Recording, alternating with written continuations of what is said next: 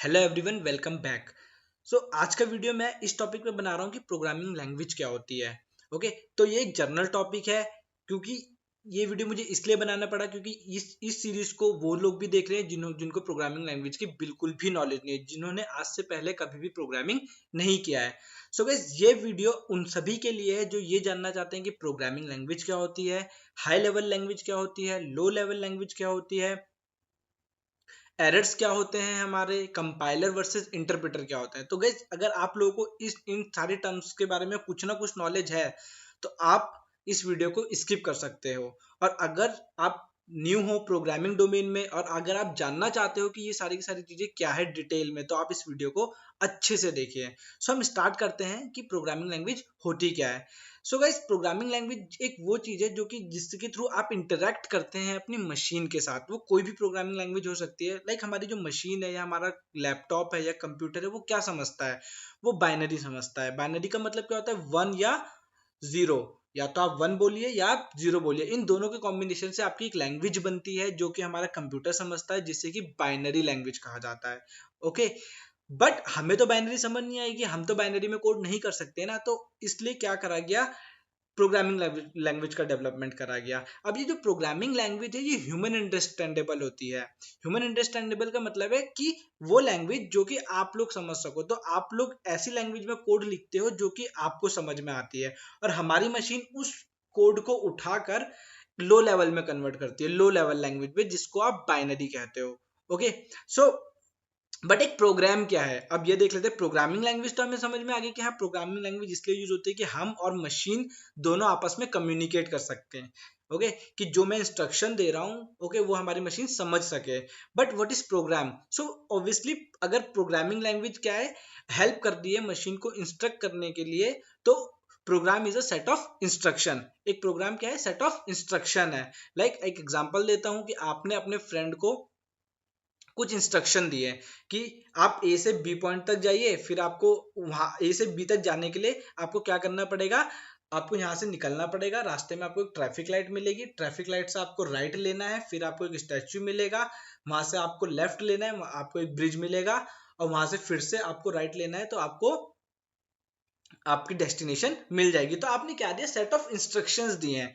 Guys, ये जो set of instruction है इसी को कहा जाता है प्रोग्राम, जो कि आपको किस में लिखना पड़ता है? एक प्रोग्रामिंग लैंग्वेज में। तो प्रोग्रामिंग लैंग्वेज आपको बस ये हेल्प करती है कि आप एक सेट ऑफ प्रोग्राम लिख सको जो कि आपकी मशीन समझ सके। अब वो लैंग्वेज कोई सी भी हो सकती है, सी भी हो सकती है, जावा, पाइथन, एनीथिंग। तो अगर आपको कोई भी टेक्नोलॉजी सीखनी है, आप कुछ भी सॉफ्टवेयर डेवलपर बनना चाहते हैं, डेटा साइंटिस्ट बनना चाहते हैं, एनीथिंग गाइस, तो आपको सबसे पहले कमांड होना चाहिए एक लैंग्वेज पे। जितना ज्यादा अच्छा आपको लैंग्वेज समझ में आएगा, आप आगे चल के उतना अच्छा परफॉर्म कर सकते हैं। तो अभी मैंने आपको ये बताया कि एक प्रोग्रामिंग लैंग्वेज क्या होती है या एक प्रोग्राम क्या होता है। ओके, प्रोग्राम को लिखने के लिए हमें एक प्रोग्रामिंग लैंग्वेज की जरूरत पड़ती है। ओके, और वो जो प्रोग्रामिंग लैंग्वेज होती है वो क्या होती है? मैं फिर से बोल रहा हूँ कि आपके और मशीन के बीच में जो एक इंटरेक्शन प्रोवाइड कराती है, एक कम्युनिकेशन प्रोवाइड कराती है। ओके, अब हम देखते हैं कि ये जो प्रोग्रामिंग लैंग्वेज है ये कुछ पार्ट्स में डिवाइड है। लाइक एक को बोलते हैं हम हाई लेवल लैंग्वेज और एक को बोलते हैं लो लेवल लैंग्वेज। तो देखते हैं ये हाई लेवल लैंग्वेज और ये लो लेवल लैंग्वेज होता क्या है। हाई लेवल लैंग्वेज का मतलब है कि वो लैंग्वेज जो कि आप समझ सकते हो और आप अपनी मशीन को समझा सकते हो। मतलब कि कोई भी ऐसी लैंग्वेज जिसमें आप कोड लिख रहे हो, सी, जावा, पाइथन, रूबी, कॉटलिन, कोई सी भी लैंग्वेज गाइस, कोई सी भी लैंग्वेज जो भी जिसमें भी आप एक कोड राइट कर सकते हो जो आपको समझ में आ रही है। ओके, वो क्या होती है? High level language. जितनी भी लैंग्वेज जिसमें कोड हो सकता है वो सारी की सारी हाई लेवल की कैटेगरी में आती है। बस एक लैंग्वेज है जो लो लेवल की कैटेगरी में आती है, जिसको हम कहते हैं बाइनरी लैंग्वेज या मशीन कोड। ओके, तो मशीन कोड हो गया, हेक्स भी होता है, असेंबली लैंग्वेज को भी हम लो लेवल बोल सकते हैं। बट जो एक्चुअल लो लेवल लैंग्वेज होती है वो क्या होती है? आपकी बाइनरी। ओके, तो आप जो कोड लिख रहे हो, कोई भी कोड आपने लिखा है, किसी भी लैंग्वेज में लिखा है, वो एट द एंड हमारी मशीन किस में कन्वर्ट करती है? बाइनरी में। ओके, तो वो जो प्रोसीजर है, जो उसका बैकग्राउंड सिनेरियो है, जो कि आपके हाई लेवल कोड को लो लेवल में कन्वर्ट कर रहा है, वो कौन करता है? कौन रिस्पॉन्सिबल है उसके लिए? तो दो दो ऐसे इंडिविजुअल्स है जो इसके लिए रिस्पॉन्सिबल है। एक का नाम है कंपाइलर और दूसरे का नाम है इंटरप्रेटर। ओके, तो अगर कोई भी लैंग्वेज है, जितनी भी हमारे पास लैंग्वेजेस है, जितनी भी आइदर कंपाइलर को फॉलो करेगी और इंटरप्रेटर को, दोनों में से किसी एक को फॉलो करती है, दोनों को नहीं करती, दोनों में से किसी एक को फॉलो करती है। ओके, तो ये दोनों के दोनों एक दूसरे से टोटली डिफरेंट है, इनकी वर्किंग डिफरेंट है, बट ये दोनों काम एक ही जैसा करते हैं। क्या? हाई लेवल कोड उठाया, ओके, और उसे लो लेवल में कन्वर्ट कर दिया। अगर इन दोनों को मैं कोई नाम देना चाहूं तो मैं नाम दूंगा ट्रांसलेटर्स। ट्रांसलेटर्स का काम क्या होता है? जो ट्रांसलेट करते हैं। तो मैंने क्या बोला कि भाई ये दोनों एक तरह के ट्रांसलेटर्स हैं। क्या कर रहे हैं? हाई लेवल कोड को ले रहे हैं और लो लेवल में कन्वर्ट कर रहे हैं, लाइक मशीन कोड में कन्वर्ट कर रहे हैं। तो ये दोनों के दोनों क्या होते हैं आपके, लाइक जितनी भी लैंग्वेजेस है इन दोनों को ही फॉलो करते हैं, या तो इंटरप्रेटर को या कंपाइलर को। अब मैं आप लोगों को ये बताता हूँ कि इन दोनों में डिफरेंस क्या है, कंपाइलर और इंटरप्रेटर में दोनों में डिफरेंस क्या है। ओके, तो ऐसा सोचते हैं कि मेरे पास दोनों है, मेरे पास कंपाइलर भी है, मेरे पास इंटरप्रेटर भी है। तो अगर मुझे इन दोनों का डिफरेंस समझना है तो मुझे ये जानना पड़ेगा पहले कि जो ये प्रोसीजर है हाई लेवल से लो लेवल आने तक का, ये कैसे होता है। तो क्या होता है गाइस, आपने एक कोड लिया, ओके, लाइक सी हो गई, जावा हो गई, कॉटलिन हो गई, ये लैंग्वेजेस क्या है आपकी कंपाइलर को फॉलो करती है। पाइथन है आपकी, ओके, आफ्टर दैट HTML हो गई। ये जो लैंग्वेजेस है आपकी किसे फॉलो करती हैं? इंटरप्रेटर को फॉलो करती हैं। इन दोनों का काम सेम है, बता चुका हूं। क्या होता है? कुछ फेजेस होते हैं, दो फेज होते हैं। एक होता है आपका एनालाइजेशन फेज और एक होता है आपका run time environment. Analysation phase और रन टाइम इन्वायरमेंट। तो आपने एक टर्म सुनी होगी, सिंटैक्स। ओके, तो एनालाइजेशन एनालाइजेशन क्या होता है? एनालाइजेशन इन्वायरमेंट ये होता है कि आपने जिस भी लैंग्वेज का कंपाइलर है, जिस भी लैंग्वेज का इंटरप्रेटर है, जो कोड आपने लिखा है क्या वो एक्यूरेट है, सेट ऑफ रूल्स के अंदर है या नहीं है। सिंटैक्स क्या होता है? सेट ऑफ रूल्स होते हैं, किसी भी लैंग्वेज के अपने अपने सिंटैक्स होते हैं, मतलब सेट ऑफ रूल्स होते हैं कि क्या जो कोड लिखा है उन सेट ऑफ रूल्स में लिखा है या नहीं है। अगर रूल वर्ड हो रहा होगा तो आपके पास क्या आएगी? एक एरर थ्रो हो जाती है, सिंटैक्स एरर थ्रो हो जाती है। तो ये होता है आपका एनालाइजेशन टाइम। एनालाइजेशन टाइम या एनालाइजेशन इन्वायरमेंट आपका ये ऑब्जर्व करता है कि भाई आपने जो कोड लिखा है वो सही है या नहीं है। जब ये ऑब्जर्व हो जाता है, जब कंप्लीटली ये ऑब्जर्व हो जाता है कि हाँ एनालाइजेशन हो चुका है, अब कोड रेडी है क्या होने के लिए? एग्जीक्यूट होने के लिए। तो वो अपने रन टाइम इन्वायरमेंट के पास जाता है और वो कोड आपका एग्जीक्यूट हो जाता है।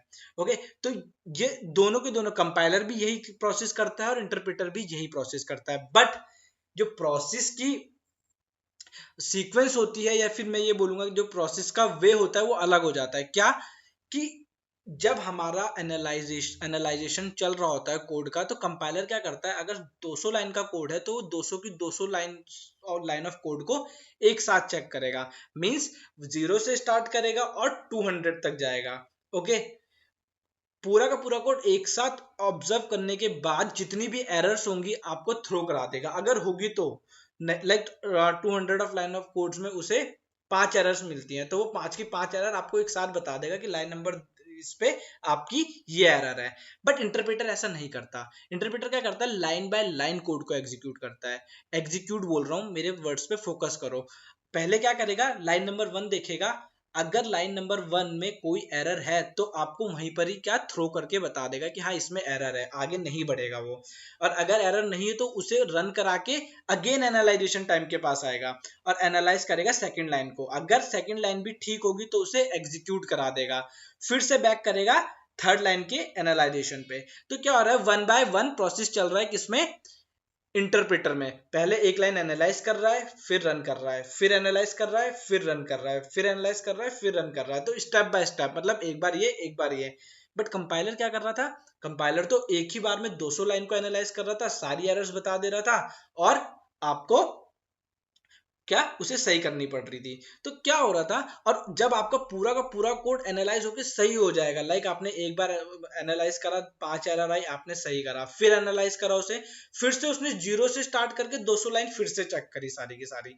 ओके, फिर इस बार 3 एरर आई, ओके, आपने सही करा, फिर से एनालाइज करा, इस बार 2 एरर आई। वो हर बार 0 से स्टार्ट करके और 200 तक जाएगा, हर बार सारी की सारी लाइनें चेक करेगा।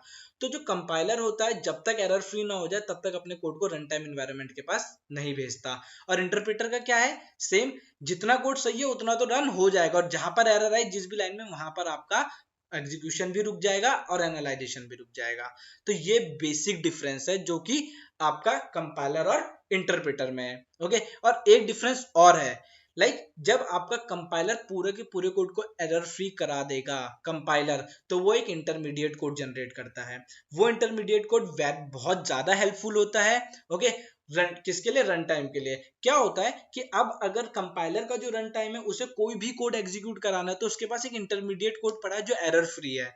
क्या पड़ा है, एक इंटरमीडिएट कोड जो कि एरर फ्री है। तो क्या करेगा, उस कोड को उठा के एग्जीक्यूट करा देगा, मतलब उसे बार बार एनालाइज करने की जरूरत नहीं पड़ रही है। बट इंटरप्रेटर क्या करेगा, अगर उसे एग्जीक्यूट कराना है तो उसे उससे पहले एनालाइज करना ही पड़ेगा। तो अगर मैं यहाँ पर टाइम कॉम्प्लेक्सिटी की बात करूं, ओके, तो एनालाइजेशन की वजह से, ओके, एनालाइजेशन की वजह से क्या हो रहा था, चाहे उसमें एरर हो या ना हो, अगर मैंने कंपाइलर में किसी भी कोड को एनालाइज करा तो हर बार उसमें जितनी भी लाइन्स है सारी की सारी चेक होंगी, चाहे उसमें एक एरर आए चाहे उसमें 10 एरर आए।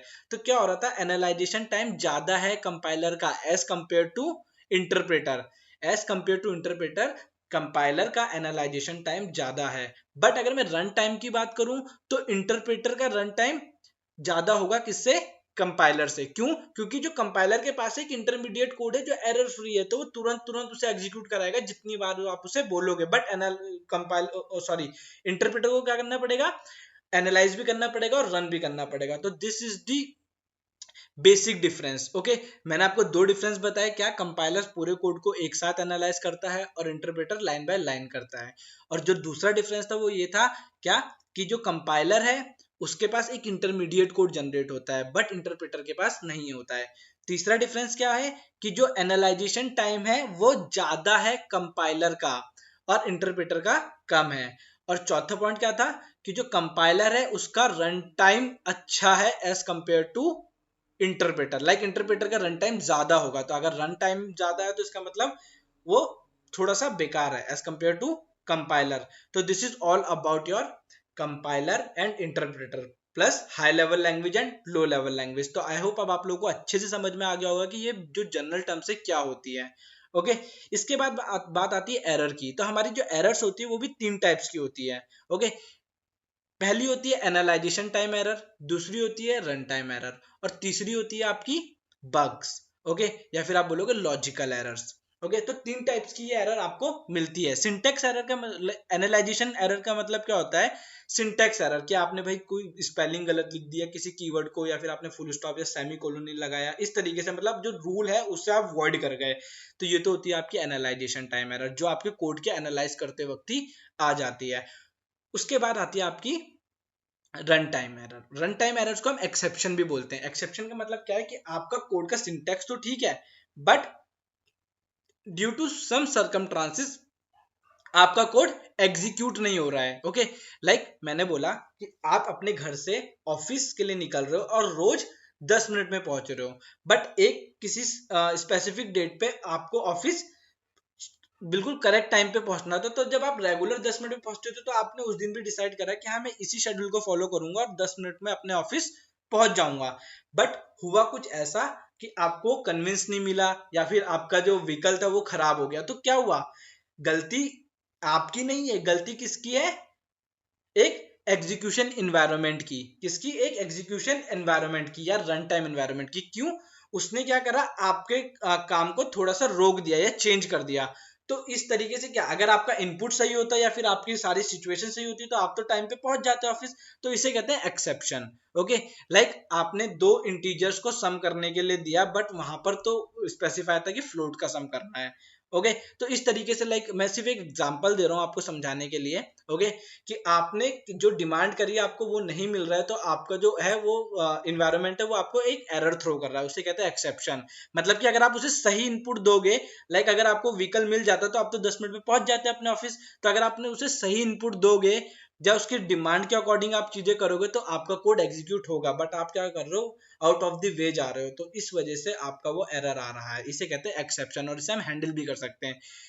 तीसरा क्या बताया था मैंने, बग या logical error. One of the most dangerous thing. Okay, क्यों? लाइक आपका एक्सेप्शन भी आपको मिल जाएगा ढूंढने से, या सामने दिख जाएगा। एनालाइजेशन एरर तो आपको बिना ढूंढे ही मिल जाएगी। ओके, बट जो बग होता है ये काफी ज्यादा हेक्टिक होता है। मतलब कि आपके लॉजिक में मिस्टेक, आपने जो भी लॉजिक लिखा है या फिर आप जिस भी डिजायर्ड आउटपुट को अचीव करना चाहते हो उसके लिए आपने जो भी लॉजिक बनाया, जो भी एल्गोरिदम बनाया है, वो क्या कर रही है? फेल हो रही है। मतलब आपका सेट ऑफ इनपुट भी सही है, ओके, आपका लॉजिक भी सही है, बट आपका जो डिजायर्ड आउटपुट है वो नहीं आ रहा है ड्यू टू सम मिस्टेक। आपका कोड भी रन होगा, ना तो उसमें कोई एनालाइजेशन एरर आएगी, ना कोई एक्सेप्शन आएगी, बट फिर भी आपको आपका डिजायर्ड आउटपुट नहीं मिलेगा। तो this is called your bug.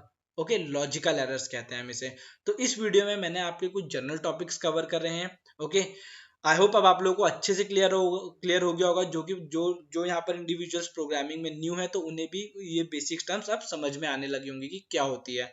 इस वीडियो के बाद जो हम डिस्कस करेंगे वो हम ये डिस्कस करेंगे रिगार्डिंग पाइथन, कि पाइथन का जो मैंने आपको इंस्टॉलेशन कराया था प्रीवियस वीडियो में, उसका इंट्रोडक्शन, लाइक आइडियली क्या है, आप उस पर कोड एग्जीक्यूट कैसे कर सकते हो। और सो गाइस, इससे रिलेटेड थ्योरी एंड क्वेश्चंस की फाइल का लिंक आपको डिस्क्रिप्शन में मिल जाएगा। अगर आपको वीडियो अच्छी लगी हो तो आप वीडियो को लाइक कर दो और चैनल को सब्सक्राइब कर लो, सो दैट मैं अगर फ्यूचर में मशीन लर्निंग और डेटा साइंस जैसी टेक्नोलॉजीज का कंटेंट अपलोड करता हूं तो आपको तुरंत उसके बारे में पता चल जाए। Till then, thank you guys.